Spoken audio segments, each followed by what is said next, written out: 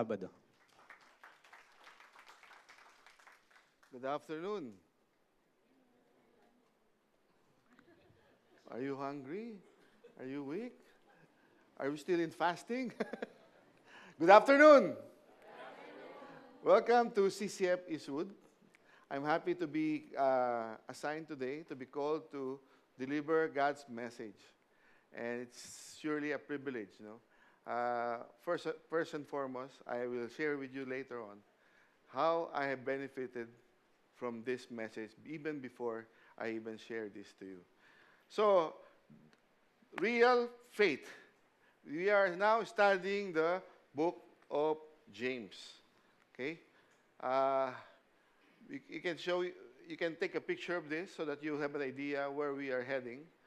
James 1, real faith perseveres under trial. And today, we will tackle real faith obeys God's word from verse 19 to 27. Bruce Wilkinson said, faith without works cannot be called faith. Faith must work. It must produce.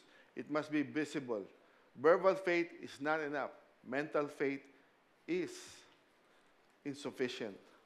Faith must move into action. We're not saying that that action or works can save your soul. That's not what the Bible is teaching us. It is teaching us that if we truly have faith, then it should result to action. Okay? In 1 Peter 1, 6 to 7,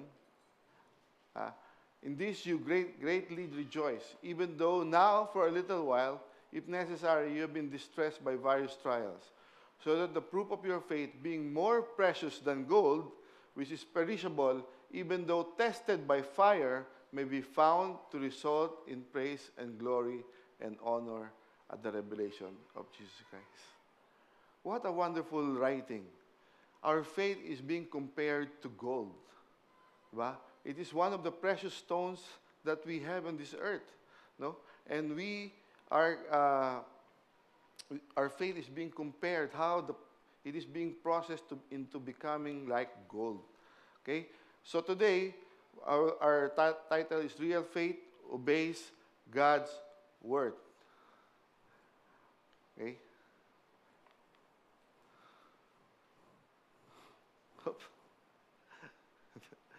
Okay.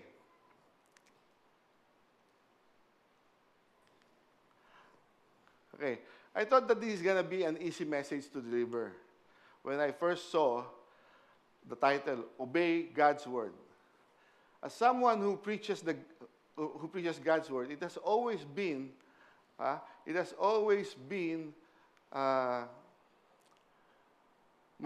intention that hearers may gain wisdom and lead people to faith and obedience to Him.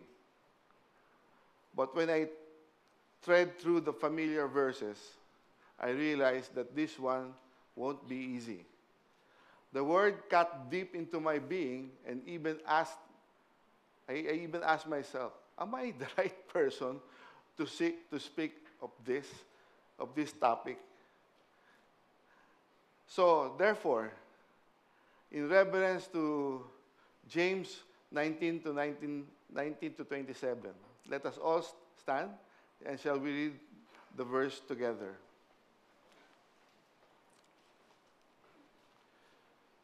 You know this, my beloved. Now, so quick to hear.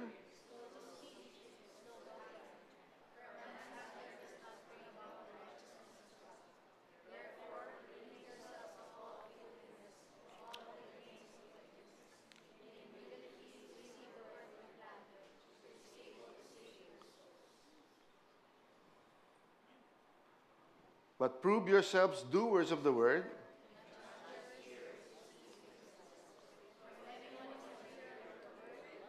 Doer, he is like a man who looks at his natural face in a mirror.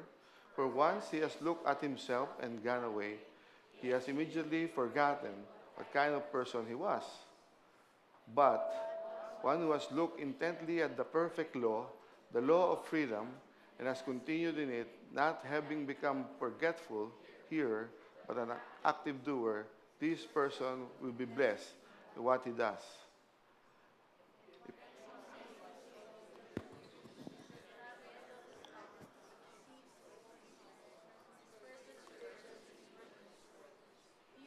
And the undefiled religion in the sight of our God and Father is this: to visit orphans, widows in their distress, and to keep oneself unstained by the world. Let's pray again. Almighty Father, I submit myself to you as your servant, as your messenger. I pray that with the power of the Holy Spirit, Lord, that I'll be able to deliver your message with all clarity and power. And I pray, Lord, for those who will be the hearers, Lord, in the audience, Lord, that their hearts will be touched and their minds, Father, that this will transform them into action. Lord, thank you, and we lift this prayer to you. In Jesus' name we pray. Amen. Thank you. So, we're now studying the book of James. I think I've studied this. I've attended several sessions or classes pertaining to this book. First, it was with Jay Jackson, and twice, another one with Pastor Peter, and another one with Jonathan Bradford. So, and yet, when I went through the book, there are certain things that I learned pa, no? Kaya it is very important to me to go through the context of this epistle or of this letter by James. Okay? The epistle of James, as some pastor would relate, as this is the proverb of the New Testament, a book of wisdom that is practical for Christian living. This was written by James, also as the brother of Jesus. James was not part of the inner circle of the 12 apostles. He wasn't part of of the 12 apostles. And yet, he was chosen to be one of the leaders of the early church in Jerusalem. There was no mention of James during the 3 years that Christ was preaching publicly and healing and making miracles. But why James? But why James? Look at this picture. This could be Christ, and that could be James. Christ as being the elder brother. If the 12 apostles had 12 years living and walking with Christ, James had the privilege of observing and seeing and experiencing the presence of Christ in his life for around 30 years. Have you ever thought of that? When I was preparing this, I realized, he must have known Christ more than the other 3 apostles. Come to think of it, how it would have been with Jesus. Isipin nyo, you are growing up with Jesus. You have a brother like Jesus, the good son, the perfect son, the son who had not sinned. Okay? Probably James and the other siblings would have heard from Mary and Joseph every time they misbehave, lines like this. Children, follow the example of Jesus. Is this good to hear? To say, sundin mo nga yung kapatid mo, gayahin mo. Ha? Or, be like Jesus. You start being, as a brother or as a sister, you start being compared to Jesus Christ, the perfect Son. The perfect Son. Grabe. It would have been, kaya siguro it was difficult for them to just simply believe that he is the Messiah. But James surely knew how Jesus conducted himself as a young person because he grew up with Jesus. So nowadays, we have this common line. If we are to react or respond to something, usually we would ask this question, WWJD. Do you know that? WWJD. What would Jesus do? What would Jesus do? You know, when Christ died and he was raised again, James had the privilege of a visit before the apostles. Jesus appeared to James. Jesus appeared to James, then to all the apostles. This is in 1 Corinthians 15, verse 7. There must be a reason, a big reason, why he appeared to James. And surely, in the early church, James played a big role as one of the elders of the church in Jerusalem. So he wrote this letter to all the believers. We have to consider also the time, the realities during the time that James wrote this. They are intensely persecuted, not only by Rome, but also even among the Jews. They are a young religion. They are starting building up. And certainly, they started to create enemies. Early Christians then are being killed, are being crucified. There are even reports that they are being used as torch. Alam mo yung body ng isang believer, tawag ito, parang tutusukin ganon, pagkatapos ihahang, then they will pour oil so that it will serve as torch at night. That was a cruel death, right? Grabe. So they are going through so much discouragement, so much persecution, so much pain. No? So, but at the same time, James would always instill to us that real faith obeys God's word. And let me present to you today three main points. The main point here is real faith obeys God's word. And the sub-points are this. Evident transformation, 19 to 21. Consistent application, 22 to 25. Undefiled religion, 26 to 27. Let us talk about evident transformation. In this verse, it says, you know this. So, parang sinasabi, alam nyo to. This should be familiar with you. My beloved brothers and sisters. What a wonderful thing to be called, right? My beloved. Have you ever been called with that kind of endearment? My beloved. Pag okay kami ng wife ko, sa tabi, tatawagin ko siya sa kanya, my beloved wife. Pag okay kami. Pero, di ba, it feels so good to be called my beloved. And you know what that means? Agapetos, the object of special affection and of special relationship as with Jesus, the beloved of the Father.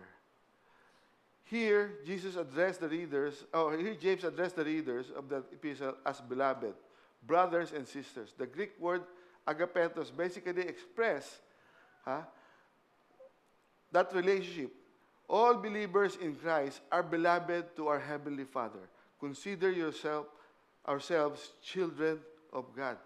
Please greet each other. Hello, beloved brother or sister. Can you please greet each other?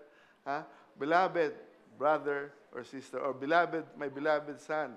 Okay? Next. Okay, now everyone must be quick to hear. Quick to hear. I remember a time when a brother rebuked me. Panahon pa ng cell group to, pangalan ng D group doon. Ganun katagal.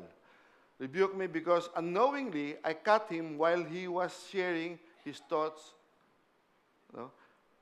And he texted me this word. and it never left my mind ever since. Listening is a form of encouragement. Listening is a form of encouragement.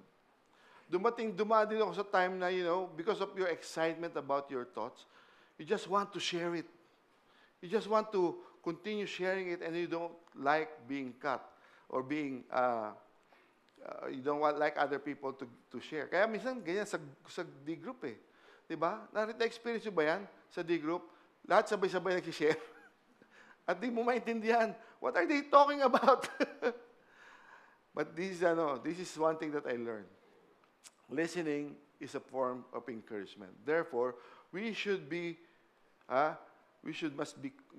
must quick to hear. And at the same time, in every situation, most importantly, we should be quick to hear from the compelling thoughts of the Holy Spirit. There will be times that the Holy Spirit will speak to you depending on your depth with regards to your relationship with the Lord. There will be voices that will tell you of the things that you are not supposed to do or the things that you are not supposed to say. And yet, because we are not quick to hear or listen, we rush into saying things to the point that we are stealing something else. Here, slow to speak and slow to anger. One thing that I realize, especially having been married for the past 12 years, said, when tempted to be angry, pause, pray, and confess to God that you are angry. Okay? Remember, pause, pray, and confess it to the Lord. Okay? The problem, ang tendency kasi natin, when we are angry, we would like to express it immediately. And the problem is, it creates more damage rather than putting it on hold. Pastor Peter have this, he called it the,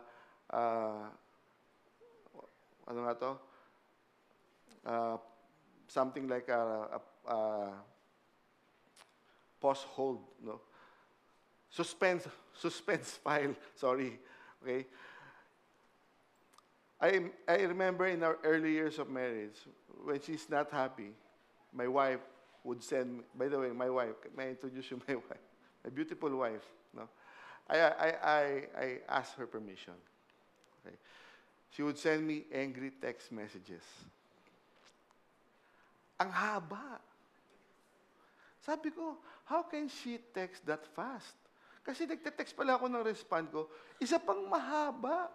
May follow-up na mahabang message at galit pa din.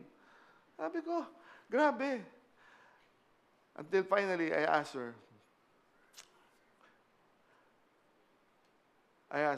yun bang text message mo? Pinagpipray mo ba muna before you send it? Before you send a message, those angry messages, do you pray for them before you send it to me? That question spoke to him. Spoke to her. After that, I noticed that she has not sent me angry messages a long time since.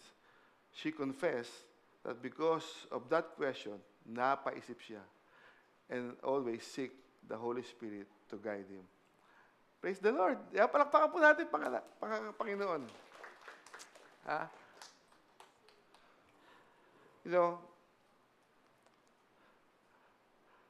Sabi, brothers, slow to delay, and to sail slowly.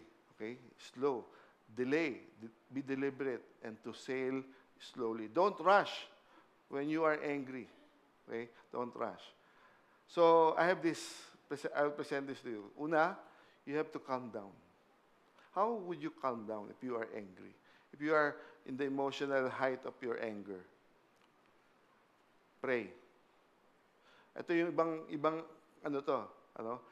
Ah, pause, repent, ask, and yield. Pause ka muna. Take some time. Get a space. Sometimes women would ask me, or my wife would ask me, why are you going out when we are talking, when we are discussing something? I go, I have to pause. I have to get some space and think and pray. So that if the Holy Spirit would tell me to repent on what I've done, then I have to repent it. I have to confess and allow me to experience God's forgiveness of my sin. Then ask God's wisdom on how to deal with these issues and how to move forward and eventually yield, submit, submit to whatever me and my wife will be able to discuss. And importantly, submit to the will of God. And what is the will of God for us? Submit to the will of God. Do you think is the will of God? To love God and love others. Not love yourself, but love others. Okay?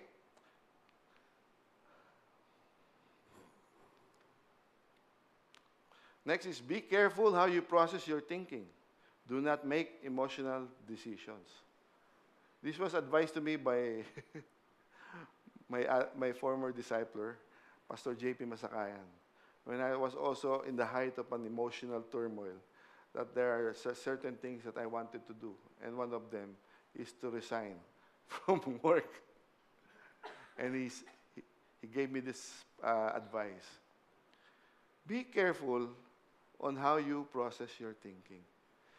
The battle starts on how you are processing your thinking, your mind, no? And do not make emotional decisions.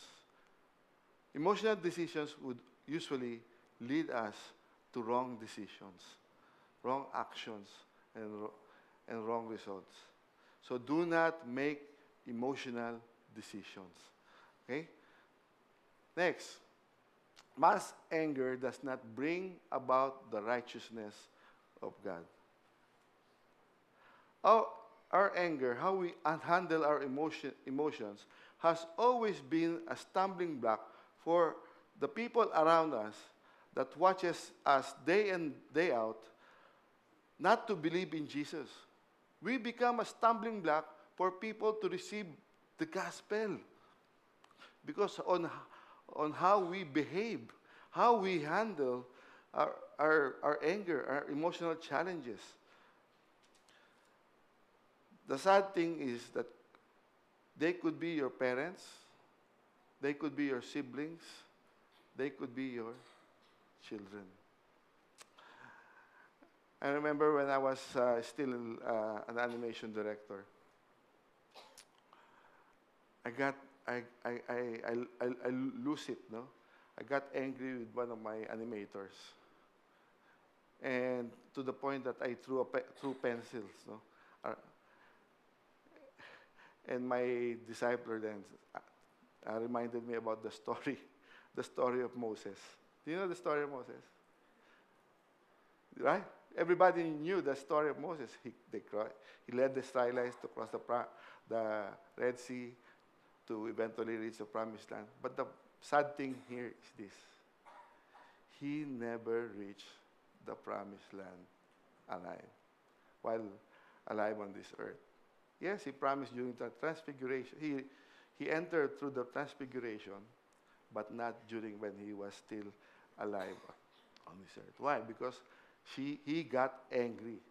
Diba? Sabi sa kanya ng Lord, talk to the rock so that it will bring out water. What he did, because of anger, he hit the rock with his staff. And what happened? The rock cracked and water came out. But God was dishonored because of his anger. Do you see that? So let us continue to manage our anger because it could bring us consequences that we may eventually be sorry about. Okay. I like this, by what Martin Luther said. Okay? Returning hate for hate multiplies hate. Tama, di ba? Adding deeper darkness to a night already devoid of stars. And the next one is my favorite quotation of all. Martin Luther. Later on. Sabi ni R.C. Sproul, anger is not in itself sinful, but it may be the occasions for sin. Violence, tantrums, bitterness, resentment, hostility, and even withdrawn silence are all sinful responses to anger. How are you so far? Tahimik kayo, It's not easy, right? Correct? No?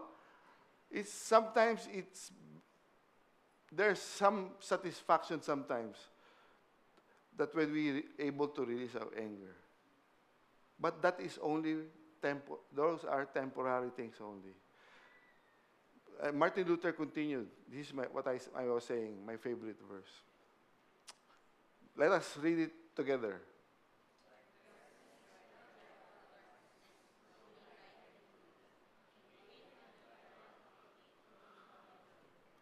Grabe, Darkness cannot drive out darkness. Only light can do that. Tama ba? In a dark room, you cannot bring more darkness so that it can become lighter. You need to bring light. Hate cannot drive out hate. Only love can do that. Truly, hate multiplies hate. The more that we are living in hate, the more that we will be entrapped in this dark situation that you are in. Consider forgiveness. Consider grace. Let us extend this to people who we hate and start praying. Lord, teach me how to love them. You know, I shared to you that story about these people, by the animators that really test my patience, that tested my patience. I started praying for them. Lord, teach me how to love these people. And you know, one of them I was able to bring to attend True Life Retreat in Tagaytay. This was a long time ago. And once in a while, he would post godly messages in her timeline. Okay? Love, only love can do that. In John 14:34 says there, I am giving you a new commandment. That, let us all read together. You love one another just as I have loved you. That you also love one another. By this, all people will know that you are my disciples if you have love for one another. How are you? Kamusta po kayo in this area of loving others? I remember there's this pastor who gave a very wonderful message. And his message basically is telling them, love God, love one another. Then they clapped, they congratulated the pastor, and the following week, he was preaching again, and he gave the same message. He gave the same message. Love God, love one another. On the third week, on the third Sunday, he went up the podium and gave the same message. Love God, love one another. And they started to ask, why is he giving us the same message again and again? Why is he repeating his messages? Is he not preparing his messages? Is there nothing more to say in the Bible that he has to repeat that message, that same exact message every Sunday? And they ask him, Pastor, why are you repeating your message? Don't you have the time to come up with a new one? And he said this, I will continue to speak that message because I have not seen this in your church. In the church. How are we loving God today? How are we loving one another? Talk is cheap. It's easier to say than to do. But we are all commanded to be doers of the word. And the main thing is this also. By this, all people will know that you are my disciples if you have love for one another. The common question about Christians, or the observation, why do you have different kind of churches? Why are you always fighting? In social media, you would see people of different theological background. They would argue. How can we make people believe in Christ when we continue to champion our religion, our theology, not Christ? And another question is, are you a doer of the Word of God? Therefore, ridding yourself of all the filthiness and all that remains of wickedness. Reading is this, okay? Apotetemi, to put aside, get rid of as garments. Hubarin mo yung old garment mo. Do you like wearing old garments? Yes?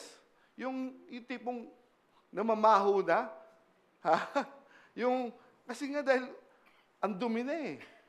Yung tipong butas-butas na, gulagulanit na, pagkatapos namamaho na, would you like to wear that? Siyempre hindi, di ba? At yun ang sinasabi sa atin. Iwan mo na yung old garments mo, yung old self mo. But rather, start wearing your new, ito po siya sabi, para magkaintindihan tayo lalo. In reference to your former way of life, you are to rid yourself of the old self. That is your old garment, which is being corrupted in accordance with the lust of deceit. And that you are to renew in the spirit of your minds, and to put on the new self, which is the likeness of God, has been created in righteousness and holiness of the truth. You have a new life. You have a new garment to wear. Why are you not wearing it? Why would you rather wear the old garment? Okay? So, the next point is this. Consistent application. Consistency. It's not obeying today and tomorrow, compromise na. Then obeying again. But you need to be consistent. Let me share this. In verse 22 of James 19. But naging dalawa yung but na? But be doers of the word. Be doers. Ano ba yung be? Nagulat ako when I read this. Ginomai. To become. To become what you are reading. To become what you are learning. No? From the Lord. And not hearers only. Okay? You know, that one thing that I learned lately is that this. There are committed followers of Christ. True. But there are also mere cultural Christians. May term nga isang pastor dyan, Zimbabwe. Ano yung Zimbabwe? Ha? Zimbabwe. Simba lang, pas uwi na. Okay? Zimbabwe. No? Dapat wag tayong Zimbabwe. Sabi mo sa katabi mo, wag tayong Zimbabwe, ha? Ha? Wag tayong Zimbabwe.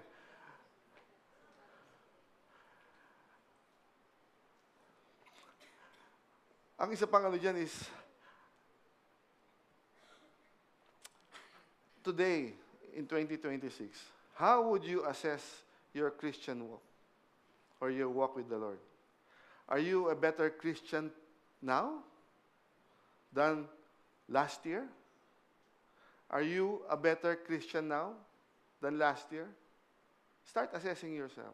Are you a better Christian today than last year? Or, should I ask you this question? Believe ka lang ba o believer ka ni Jesus? Magkaiba po yan, ha? Are you a fan or are you a follower? Naintindihan po natin? Are you a fan or a follower of Jesus?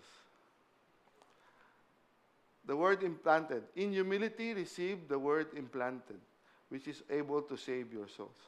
Implanted is like the impetus or engrafted. No?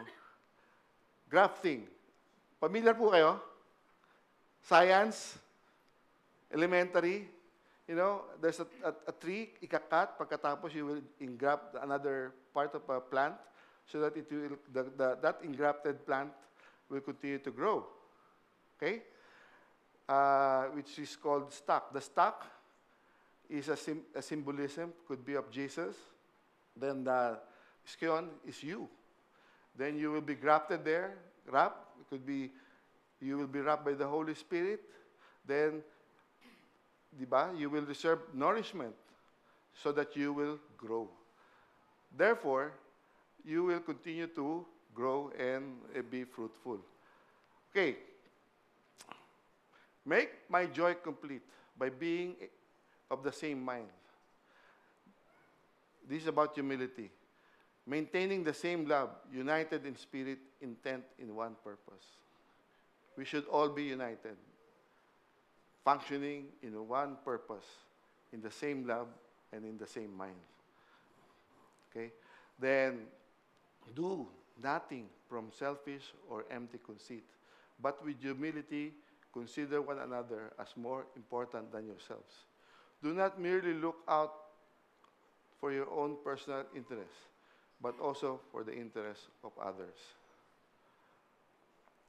Many times, when we look down on other people, when we think that we are more spiritual, or maybe when we think that we know more, the tendency is to lose humility, but rather to build unknowingly pride, so that in the process of dealing with each other, we create conflict. And in the same time, it brings out anger, among us.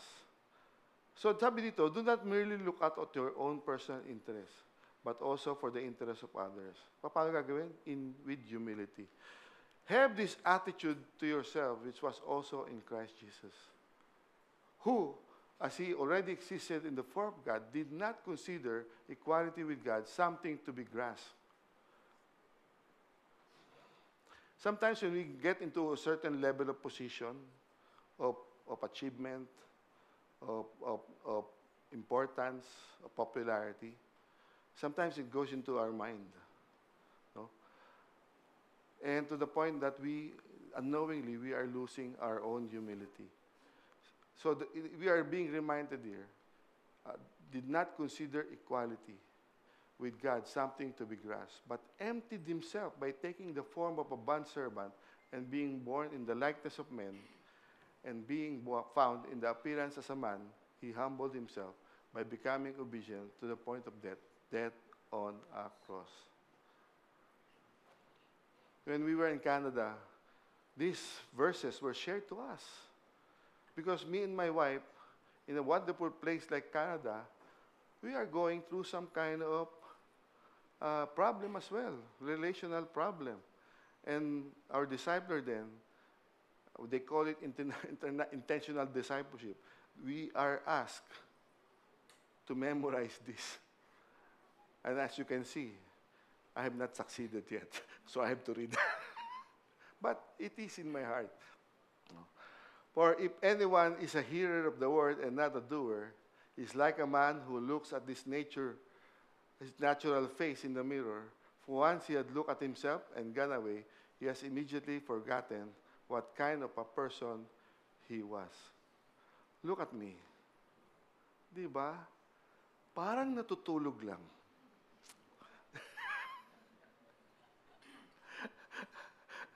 Look, I'm so happy and very composed.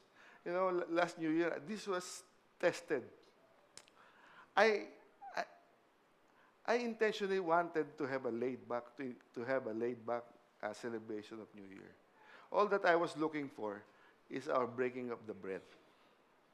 That's how, wala kami medyo Noche Buena. We had an early dinner sa Marugami, but when we got out of Marugami, the people in the park are building up because they're waiting for the fireworks, right? Nakita nung asawa ko si River Maya eh. She wanted to see what's happening. Yeah, my wife is like that. She wants to be in a fun place. Excited siya. But me, eto po itsura ko. The forgetful hearer. Tingnan niyo itsura ko. May hawak pang ice cream, no? I was a forgetful hearer. Medyo nagre-revolt ako inside me kasi I really want to go back. Kasi it was only around 9 o'clock. 4 hours pa yung putukan. Tama ba? And I wanted to rest. I wanted to have some space. And I was thinking to watch the fireworks at the 5th floor of our condo. But my wife is really excited to be there. So she stayed. And we naman ng mga children, we went up. But eventually, we joined her. We joined her and celebrated. That was a fun celebration. No? And of course, we had our breaking of the bread after.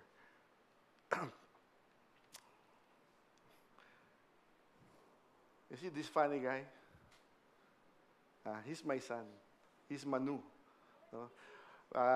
This year, Intercede, they committed to pray, to attend and pray. Just the three of us. So we always go in a huddle to pray to pray accordingly to the You saw kanina doon sa video that my son was praying for me. You know why? Because me and my wife had a conflict.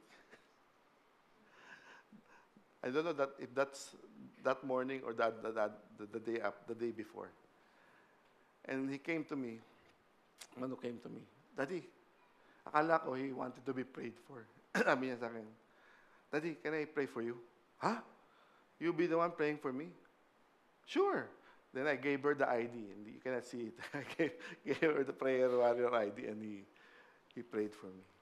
He prayed for me about how that I'll be able to control my anger. At a young age, you can see that my children are knowing already, are observing us closely, and they knew. And my son, his sensibilities are developing, especially with regards to scriptures. So he prayed for me. And I'm thankful, son. Thankful, Mano. Mano, can you stand up, please? Yeah, siya. Okay. Palapakan po natin si Mano. Ang hope ko dyan, ang prayer ko, and hope that someday he will do better than me. Now, let's go to undefiled religion. Undefiled religion. In verse 25, but one who has looked intently at the perfect law, the law of freedom, and has continued in it, not having become a forgetful hearer, but an active doer. Okay? Look intently is parakupto, or to stoop down in order to take a view. Kayo ngayon, lahat na kayo nakaganyan. Tama ba? Kasi nandun yung verse. Lahat kayo nakaganon. But this one, what James is telling is that you read the word. You study it intently, not occasionally. You're reading the word today. Some of you may be occasional because it's Sunday, and we're presenting to you the word of God. But how about you on your own free day? Are you studying the Word intently, studying it, going deep into it? Because if you are engrafted, how can you be able to be sustained if you don't get nourishment from the Scriptures yourself?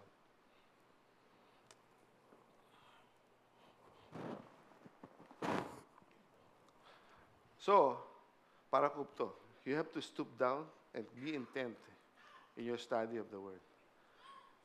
An active doer, this person will be blessed in what he does. Makarios, receiving God's favor. I read some of a person, his name is Eric Weihenmayer. Okay. He was able to reach the summit of the Mount Everest. It's kind of normal, right? But what is not normal with him is that he's the only blind climber to reach the summit of Mount Everest. Bulag po siya. He cannot see. 100% siyang bulag. How was he able to do that? When we see blind people crossing the street with a dog or with a cane, that's normal already in our society, right? But to know about a man who is blind and was able to climb and reach the summit of Mount Everest, that is exciting and super, and it's that's super great lang, no? Not only that, he was able, Mount Everest is the highest, he was able to reach the summit of these 7 mountains in South America, North America, Africa, Europe, Antarctica, Indonesia. In spite na siya ay bulag. Eric Weihenmayer was blind at the age of 13. But his obstacle did not stop him from conquering Everest and the 7 summits. He did not do it alone, though. With the help of a team of skilled guides and climbers, they developed a system of hopes and audible signals that allowed him to navigate to the treacherous paths of every mountain.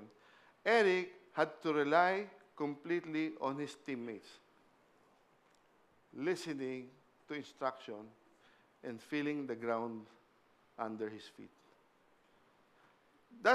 We should be treating the Word of God like that. We should be quick to listen to the Scriptures and follow its instruction, because living in these days are not easy. To navigate through all the moving motorcycles, meaning to say, maraming problem na hinaharap tayo dumarating sa atin. And this is so true in Psalm 119, 105. The Word is a lamp to my feet and a light to my path. Go to the Scriptures. Read the Word of God. And do as it's instructed you to do. As instructed you to, as it is instructing us to accomplish. The Word is a lamp unto my feet. When you put a lamp unto your feet, what do you see? This is your present circumstance. Yes? You will see where you're standing, what's the condition. And when you start to lamp your path, to light your path, you now see the direction and even the destination. Do you understand? And it will keep you, it will guide you to be able to reach that destination. Light unto my feet, and lamp unto my feet, and light to my path. But we need to be doers of the Word of God. If anyone thinks himself to be religious, yet does not bridle his tongue, but deceives his own heart, this person's religion is worthless. Ano ba yung bridle? Yan po. Tinatali dun sa kabayo para dire-diretso siyang tatakbo. No? In the same way that we should bridle our tongue. When we are emotional, it is most likely that we say hurt words rather than encouragement. We tend more to destroy the person or properties than to build the lives of others. Kaya we have to take control of our tongue. Don't worry, you will have another part of the series is in chapter 3. This will be tackled some more. Okay? So attend lang kayo. If anyone thinks himself to be religious and yet does not bridle his tongue, but deceive his own heart, this person's religion is, ano po? Ano po? Worthless. Or matayos. Ano yun? Ibig sabihin nun? Ito po yung mga meaning niya. Useless. Empty. Walang laman. Ineffective. Groundless. Deceptive. Fallacious. Useless. Fruitless. Unprofitable. And from Hebrew translation, erroneous. Corrupt. Persevere. Perverted. Superstition. Idolatry. And vanity. All of these are meaningless. Meaningless. Worthless. For undefiled religion is the sight of God and Father is this. For our God and Father is this. To visit orphans. Our religion pala, by the way, was only mentioned in the Bible 4 times. To visit orphans and widows in their distress and to keep oneself unstained by the world. When we think about distress, ito po yan. Bigyan ko po kayo ng thlipsis, trouble, oppression, tribulation, primary pressure, compression, affliction, distress of mind, distressing circumstances, trial, affliction. Can you relate? Have you gone through some of this? Do you remember how somebody was able to encourage you, strengthen you, restore you? Do you remember? Many of us have gone through this.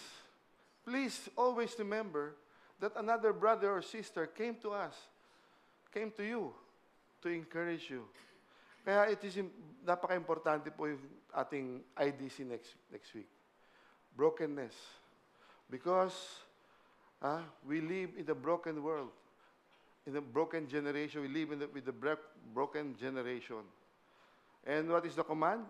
So that we will to keep oneself unstained by the world. I love Pastor Ricky Sartu. He compared this to the wedding gown of a bride.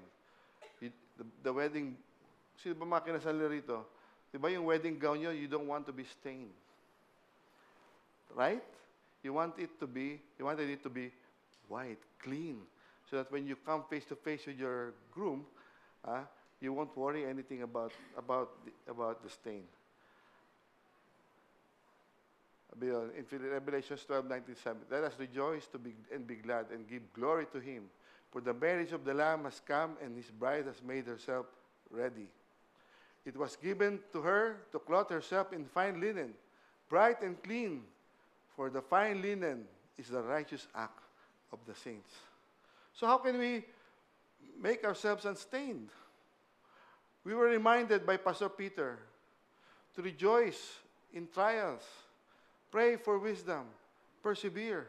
And again, James reminded us also, by the way, that is the heart, mind, and the strength. No? And in James 19-27, we are reminded to real faith obeys God's word, and that is to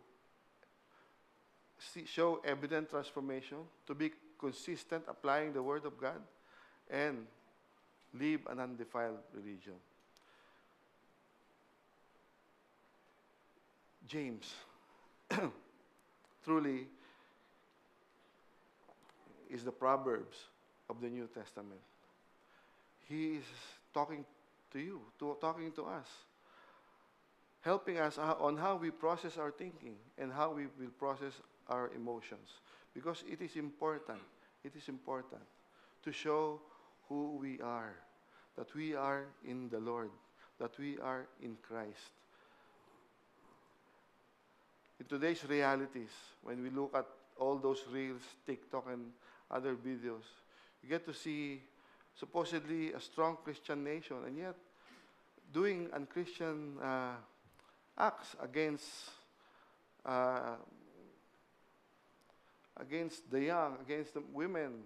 No, recently another situation that killed another mother, and you start to ask, is this the way Christians should act? And in Iran, grabe ang growth ng Christian doon. There's thousands of people who proclaim themselves to have given their life to Christ. And because of that, they are now experiencing testings. Even some of them died for their faith.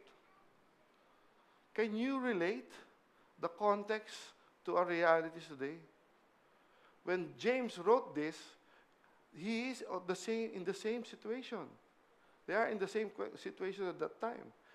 Christians are suffering. Christians are being questioned. And today, ganun din. What makes us different now?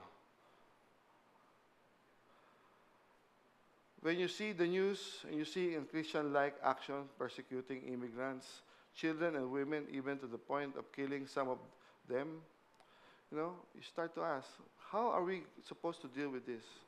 Then you go back to James.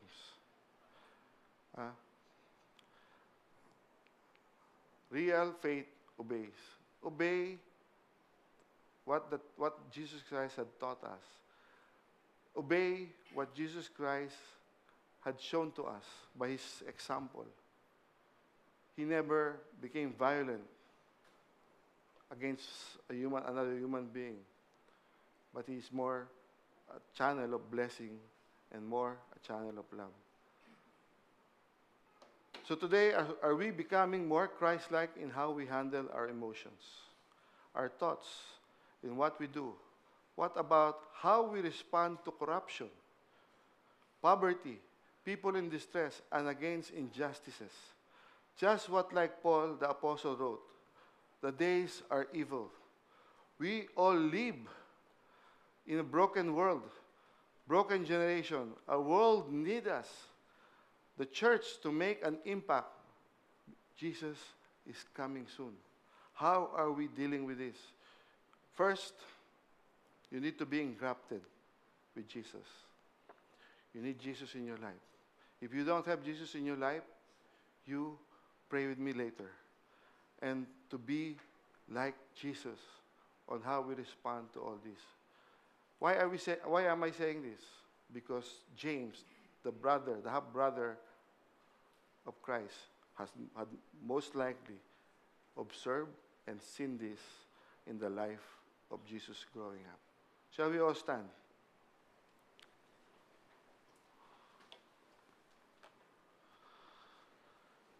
Almighty Father, thank you, Lord, for this afternoon. Thank you, Lord, for the people that is around here that attended to today's worship service. May they be continued to be encouraged towards obedience, towards love, loving others. But how can we one truly love others if they do not have you in their life? So if you are this person, I'd like to invite you to a short prayer. Lord, I need you. I am a sinner. I have my sinful ways. And the more I see it, Lord, I am far, far from you. Lord, I want to be like you. I want to make an impact in this world. I want you to be in my life. So today, I receive you as my Lord and as my Savior. I am putting my faith in the redemptive work of Christ. Thank you, Lord. And may the Holy Spirit, Lord, I pray for these people, Lord. Will you please raise your hands so that I can pray for you? Those who have received Christ today, please raise your hands. Thank you, thank you, thank you. Put it down now. Lord, you know each one, Lord, who have received you, Lord. I know that they have also received the Holy Spirit in their lives. Empower them towards change, towards transformation. Because that's what this world will look at us. Have we been transformed since we placed our faith in you? And for those who have been believers for the longest time, please pray with me. Lord, I realize, Lord, that I have some compromises in my life. I have not truly lived out, Lord, your teachings, your truth. This year, Lord, will you please empower me? Let the Holy Spirit remind me always, Lord, of the things that I need to do, that I can be quick to listen, more especially listen to you, listen to your counsel, that I may be able to live a life according to your will. Let me be a doer of the word, not just a hearer, but a doer, Lord. Lord, thank you, and I leave this prayer to you. In Jesus' name we pray. Amen. Amen. Thank you, Brother.